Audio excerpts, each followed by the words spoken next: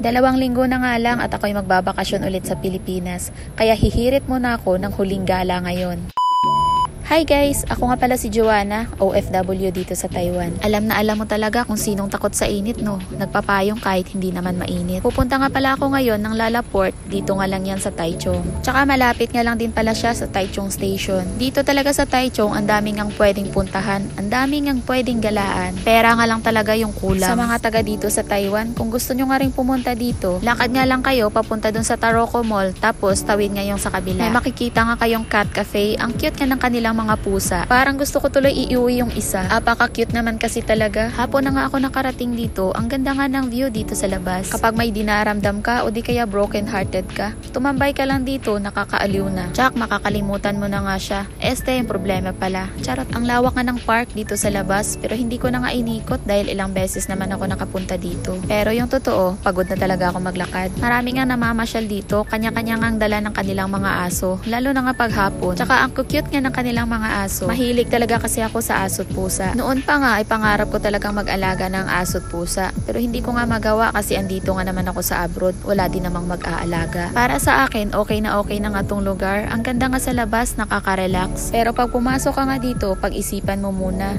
Kasi nga, ang sakit sa mata ng mga bilihin dito. Ang mamahal nga, halatang hindi ko afford. Alam mo namang ukay-ukay lang talaga yung kaya ko. Pero malay mo, hindi man ngayon o di kaya sa tamang panahon, bibigyan tayo ni Lord ng magandang plano. Sipag at tiyaga lang at samahan mo ng dasal, maaabot mo rin yan. Kahit nga andito nga ako sa abroad, hindi ko pa rin nga afford mag-shopping sa mga ganito. Kuripot talaga kasi ako. Tsaka may mga importanteng bagay pa nga na dapat nating unahin. Hindi naman kasi pwedeng lagi tayong magwaldas ng pera dahil hindi naman tayo pwedeng umuwi ng Pilipinas nang wala tayong dala. Anong gagawin mo doon? Tutunga nga lang. Kaya kailangan pa rin nating mag-ipon dahil hindi nga lahat ng oras andito tayo sa abroad. Ang dami ko talagang drama sa buhay, ano. Hayaan nyo na, pagbigyan nyo na ako. Minsan lang naman akong nagdaradrama. Nabubulal na talaga ako ba? May nakita nga akong laruan dito, kaya pumasok na rin ako. Laruang pambata nga to, pero okay lang. Isip bata naman ako. Ay, mukhang bata lang pala. Char, mag-enjoy naman kasi tayo paminsan-minsan. Wag naman puro trabaho. Kahit ganito nga lang, simpleng kasiyahan lang, okay na ako. Hindi mo naman ako kailangang i-date sa mamahaling lugar o kaya sa restaurant. Kahit dito nga lang tayo sa tabi-tabi, okay na ako. Ano, payag ka ba? Huwag ka talagang magkakamali dyan. Nagpa-practice na kaya ako kung paano magbaril dito. Huwag ka talagang magkakamali dahil itatama ko to sa'yo. Kahit alam kong ako yung may tama sa'yo. Charot! Ang daming harot.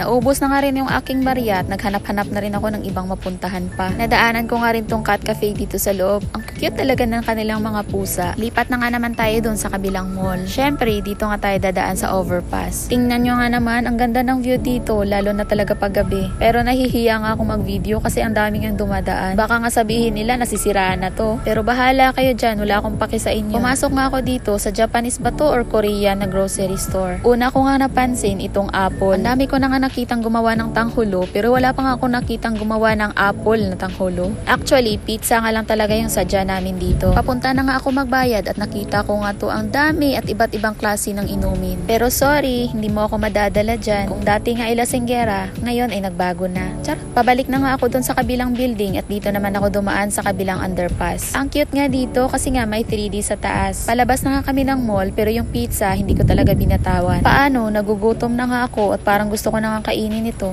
Habang pababa nga ng escalator, gumana na nga naman yung kabaliwan ko. Sumigaw ba naman ako ng pizza, baka sakaling may bibili ba? Binenta pa. Tawang-tawa nga ako kasi tumingin ngayong nasa kabila. Pagdating nga dito, hindi pa rin nawala yung kabaliwan ko. Ikaw ba naman mag-magic sa automatic na pintuan? Natatawa na nga lang din minsan yung mga nakakita sa akin. Pero bahala kayo dyan. Dito na nga rin kami sa food court. Sa wakas, makakain na rin ako. Craving satisfied na talaga to. Kakain na muna ako ha. Kaya hanggang dito na lang muna. Ingat po kayo. Maraming salamat and God bless you. Bye!